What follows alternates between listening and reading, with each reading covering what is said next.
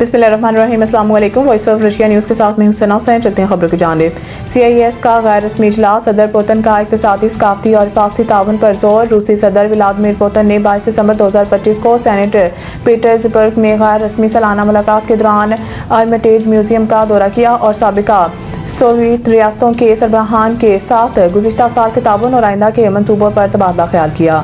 صدر پوتن کے ہمراہ آرمینیا کے وزیر اعظم نکول پاشینیان، بیلاروس کے صدر الیگزینڈر لوکاشنکو، قازقستان کے صدر قاسم سومارت توکائیف، کرغزستان کے صدر جپاروف، تاجکستان کے صدر امام علی رحمان، ترکمانستان کے صدر بردی محمدوف اور ازبکستان کے صدر شوکت مرزیایوف بھی موجود تھے۔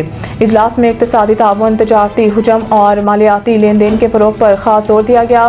صدر پوتن کے مطابق CIS روس اور ممالک کے درمیان تجارتی حجم 2025 کے 10 ماہ میں تقریباً $90 ارب رہا اور ملکی کرنسیوں کے استعمال نے خطے کے مالی خود مختاری مضبوط کے صنعتی اور انفراسٹرکچر منصوبوں میں اشتراک بڑھایا گیا اور یوریشین پیداوار ٹرانسپورٹ چینز جدید بنائی گئی۔